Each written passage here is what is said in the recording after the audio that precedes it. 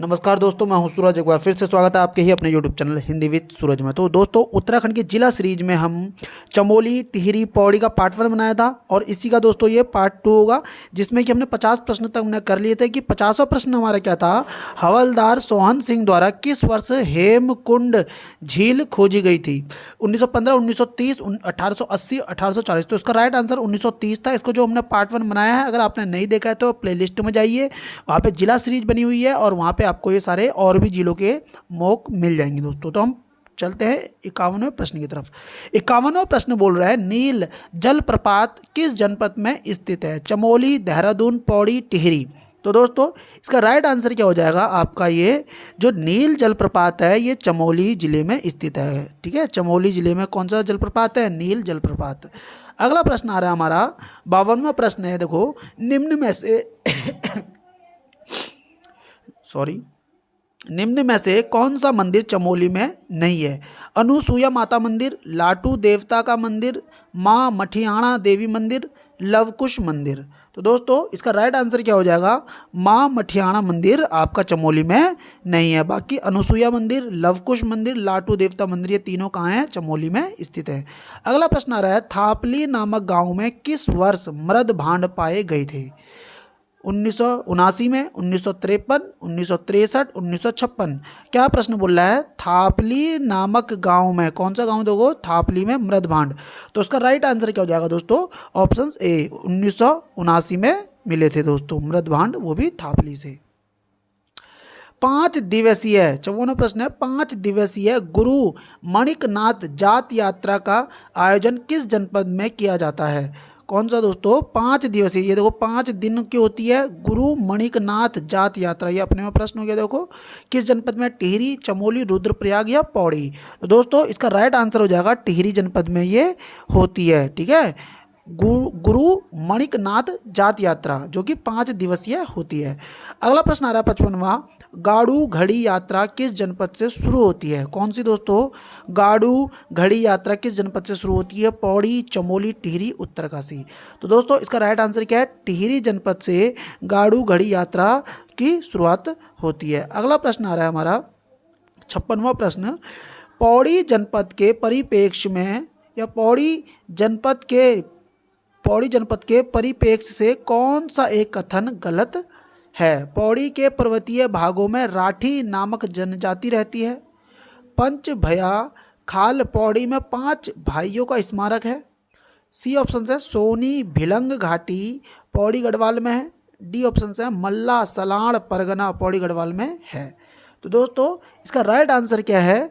जो कि गलत है बोल रहा है, ये इसका गलत हो जाएगा। ऑप्शन सी इसका क्या है? गलत है। तो बाकी हम देखते हैं, पौड़ी पर्वतीय भागों में राठी नामक जनजाति रहती है, ये बिल्कुल सही हो गया। पंच भैया खाल पौड़ी में 5 भाइयों का स्मारक है। देखो, पंच भैया खाल कहाँ पे है? अपने में ये प्रश्न हो गया, पौड़ी में है। मल्ला सलाण परगना पौड़ी गढ़वाल में है। तो दोस्तों, ये भी इसका सही हो जाएगा। तो मतलब कि गलत वाला विकल्प क्या था इसमें? ऑप्शन सी इसका एक गलत था दोस्तों। अगले प्रश्न की तरफ बढ़ते हैं। 57वां प्रश्न आ रहा है, गढ़वाल का महर्षि किसे कहा जाता है? हरि कृष्ण रतूड़ी, अनुसुईया प्रसाद बहुगुणा, तारा दत्त गैरोला, पुरिया नैथानी। किसको दोस्तों गढ़वाल का महर्षि कहा जाता है? तो उसका राइट आंसर क्या हो जाएगा? तारा दत्त गैरोला को गढ़वाल का महर्षि कहा जाता है। अगला प्रश्न आ रहा है हमारा 58वां, निम्नलिखित में से कौन सा जलप्रपात पौड़ी में नहीं है? तो कौन सा जलप्रपात कहाँ नहीं है दोस्तों? पौड़ी में नहीं है। तो देखते हैं कौन कौन से जलप्रपात दिख रहे हैं। चूनाधार जलप्रपात, भानुमती जलप्रपात, भेलछड़ा जलप्रपात, रमेशपुर जलप्रपात। तो दोस्तों, इसका राइट आंसर क्या हो जाएगा? इसका राइट आंसर हो जाएगा ऑप्शन सी। ऑप्शन सी है इसका राइट आंसर, भेलछड़ा जलप्रपात आपका पौड़ी में नहीं है। अगला प्रश्न की तरफ बढ़ते हैं। जॉन मार्गेट लेगी का कब्रगाह कहाँ स्थित है? दोस्तों, किसका बोल रहा है? जॉन मार्गेट लेगी का कब्रगाह कहाँ स्थित है? फूलों की घाटी, औली, बुसरी और क्यूसियारी। तो राइट आंसर है दोस्तों इसका क्या हो जाएगा, फूलों की घाटी में। फूलों की घाटी में किसकी कब्रगाह है, तो जॉन मार्गेट लेगी की कब्रगाह है। अगला प्रश्न आ रहा है, वर्ष 1903 में अमन सभा का आयोजन कहाँ किया गया था। तो अपने में यही प्रश्न हो जाएगा कि अमन सभा, देखो दोस्तों अमन सभा का आयोजन 1930 में हुआ है। कहाँ हुआ है बोल रहा है, कोटद्वार, गुजड़ू, लैंसडाउन, दुगड्डा। तो दोस्तों इसका राइट आंसर क्या हो जाएगा, लैंसडाउन में अमन सभा का आयोजन हुआ 1930 में। अगले प्रश्न की तरफ बढ़ते हैं। 61वां प्रश्न आ रहा है, पटना जलप्रपात किस जनपद में स्थित है।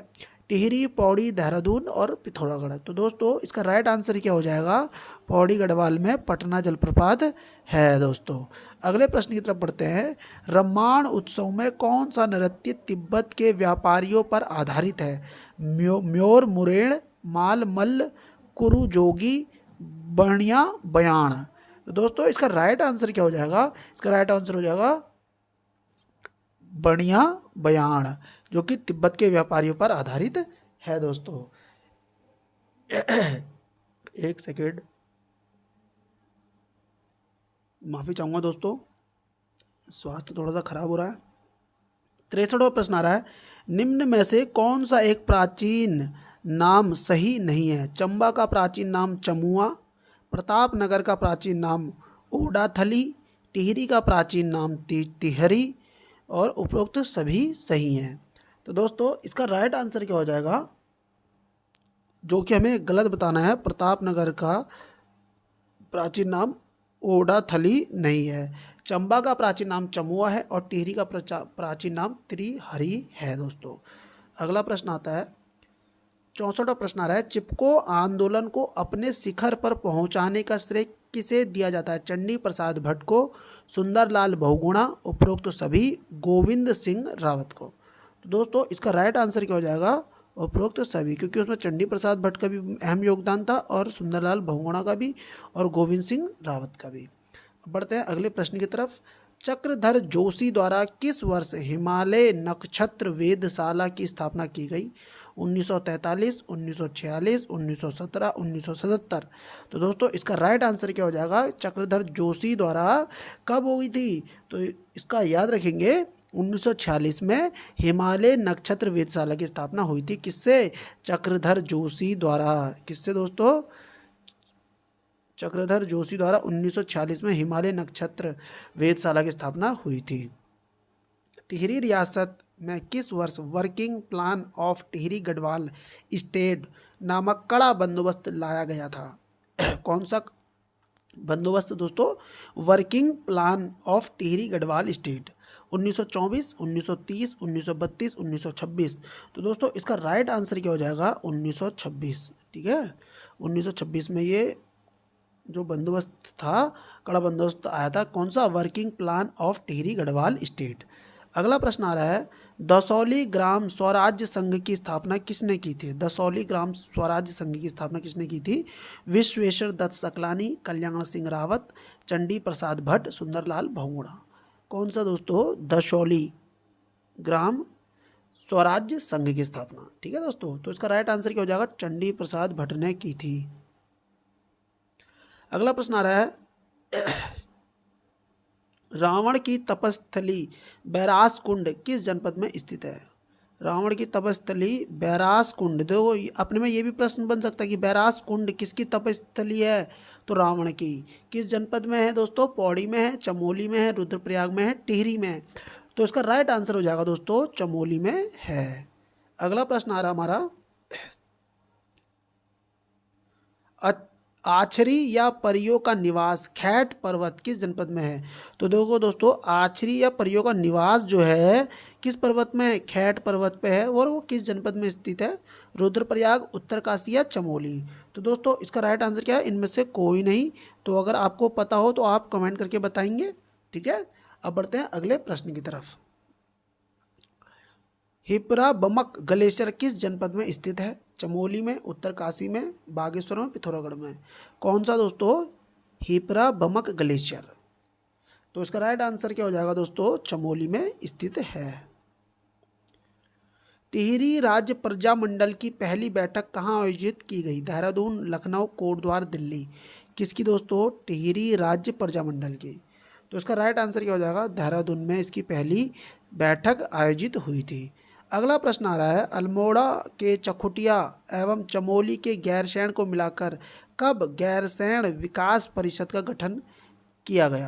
देखो चकुटिया अल्मोड़ा में है, चकुटिया और गैरसैंण को मिलाकर गैरसैंण विकास परिषद का गठन कब हुआ है? 2016, 2015, 2013, 2014। तो दोस्तों इसका राइट आंसर हो जाएगा 2014 में गैरसैंण विकास परिषद का गठन हुआ है। बंटा जल आंदोलन किस जनपद में हुआ था? टिहरी, उत्तरकाशी, चमोली, पौड़ी। तो बंटा जलप्रपात जो हुआ है दोस्तों ये आपका टिहरी गढ़वाल में हुआ है। अगला प्रश्न आ रहा है, किस व्यक्ति को दुगड्डा बसाने का श्रेय जाता है? भवानी सिंह रावत, जगमोहन नेगी, पंडित धनीराम मिश्र, प्रताप सिंह नेगी। तो दोस्तों इसका राइट आंसर हो जाएगा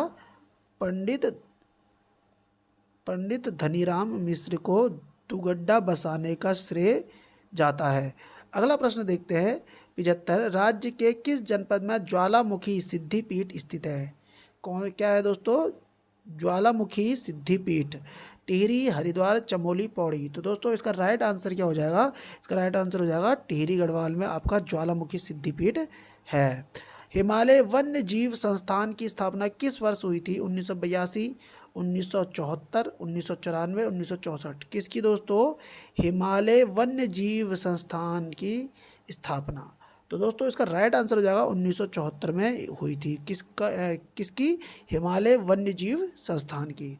अगला प्रश्न आ रहा है, दंड पुष्करणी किसका पुराना नाम है? क्या दंड पुष्करणी किसका पुराना नाम है? जोशीमठ, माझीवन, हेमकुंड, फूलों की घाटी। तो दोस्तों इसका राइट आंसर क्या हो जाएगा? हेमकुंड का पुराना नाम क्या है? दंड पुष्करणी। दंड पुष्करणी किसका नाम है? हेमकुंड का पुराना नाम है। अगला प्रश्न आ रहा है 78वां, निम्न में से किस ताल को अछरी ताल कहा जाता है? द्रौपदी ताल, भीलंग ताल, यम ताल या अप्सरा ताल। तो दोस्तों इसका राइट आंसर क्या हो जाएगा? अछरी ताल किसको बोला जाता है? अप्सरा ताल को कहा जाता है। ठीक है। अगला आ रहा है, निम्नलिखित में से किस मंदिर में भक्तों को प्रसाद के रूप में रौंसली की पत्तियां दी जाती है? किसकी दोस्तों?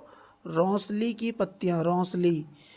देवल सारी महादेव मंदिर, सुरकंडा देवी मंदिर, चंद्र बदनी मंदिर, कुंजापुरी देवी मंदिर। तो दोस्तों इसका राइट आंसर हो जाएगा सुरकंडा देवी मंदिर। तो दोस्तों ये सुरकंडा देवी मंदिर कहाँ है आप कमेंट में बताएंगे। ठीक है दोस्तों। तो उम्मीद करता हूँ आज के प्रश्न आपको अच्छे लगे होंगे। हो सकता है ये प्रश्न आपको बहुत हाई लेवल के भी लग रहे हों और कईयों को एवरेज लग रहे हों। तो यकीन मानो मेरा, आप कभी भी प्रश्नों से डरो मत।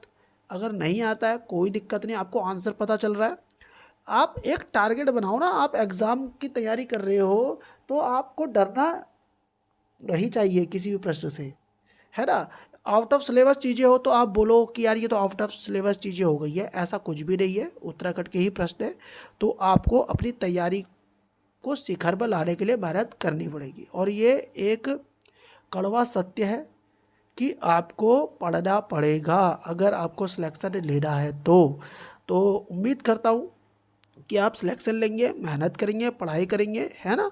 तो अगर आपको भाई सिलेक्शन चाहिए तो ये समझ लो कि देश में कोरोना काल चल रहा है और बिल्कुल जो आइसोलेट होता है बिल्कुल बंद हो जाओ कुछ समय के लिए।